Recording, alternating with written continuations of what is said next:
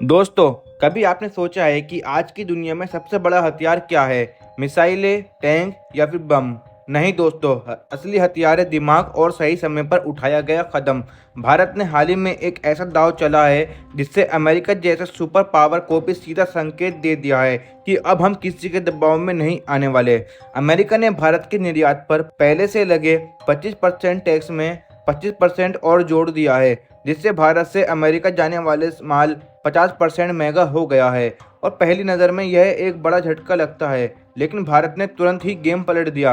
America को असली नाराजगी भारत से नहीं बल्कि रूस से है, क्योंकि भारत रूस से भारी मात्रा में कच्चे तेल की खरीद कर रहा है और अमेरिका शर्तों को मानने से इनकार कर रहा है। जहां दुनिया के दूसरे देश ऐसे हालात में झुक जाते हैं, वहीं भारत ने तुरंत नया विकल्प तलाश किया है और फोकस किया कि अफ्रीका की ओर यहाँ पर कदम उठाया जाए। भारत ने नाइजीरिया के साथ फिर से हाथ मिलाया है। नाइजीरिया पश्चिम अफ्रीका का सबसे बड़ा देश है, जिसकी अर्थव्यवस्था बेहद मजबूत है और पहले भी भारत को तेल सप्लाई कर रहा था। इंडियन ऑयल ने सितंबर 2025 के लिए नाइजीरिया के अबकामी क्रूड का 10 लाख बैरल पहले ही रिजर्व कर लिया है। यह सिर्फ एक तेल डील नहीं है, बल्कि एक मजबूत संदेश है कि भारत के पास हमेशा बैकअप प्लान होता है। और सबसे दिलचस्प बात दोस्तों यह है कि रूस से भी यहाँ पर तेल की सप्लाई अब तेजी से जारी की जाएगी। इंडिया टुडे की रिपोर्ट के मुताबिक अमेरिका टैरिफ का भारत की अर्थव्यवस्था पर असर बेहद मामूली है। एक्सपोर्ट्स के पर सिर्फ यहाँ पर 1.87 और जीडीपी पर 0.19%, यानी भारत आराम से इसे संभाल सकता है।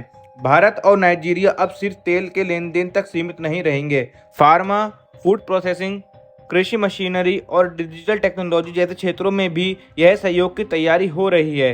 दोनों देशों ने मार्च 2025 तक 20 अरब डॉलर के व्यापार लक्ष्य का ऐलान किया है, जिससे अफ्रीका में भारत की पकड़ और मजबूत होगी। यह रणनीति सिर्फ बिजनेस नहीं बल्कि जियोपॉलिटिक्स में भी भारत की स्थिति की ओर मजबूत बनाएगी।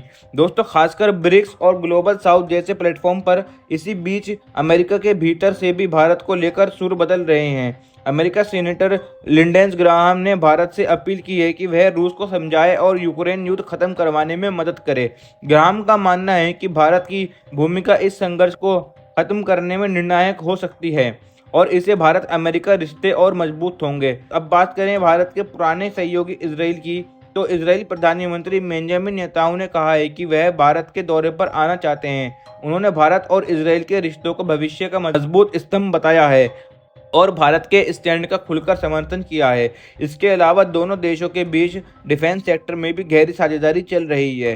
नेतन्याहू ने उस ऑपरेशन का जिक्र किया था जिसमें यहाँ पर भारत ने इजरायली हथियारों का उपयोग किया, जो बेहद सफल रहे।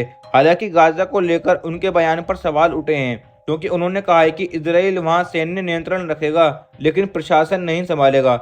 अब देखना यह है कि भारत नेतन्याहू को दौरे पर आमंत्रित करता है या नहीं, क्योंकि देश के अंदर इजरायली नीतियों को लेकर भी विरोध चल रहा है। ऐसे में आपकी क्या राय है? क्या भारत को नेतन्याहू को इनवाइट करना चाहिए या फिर नहीं? अपनी राय हमें कमेंट में ज़रूर बताइए।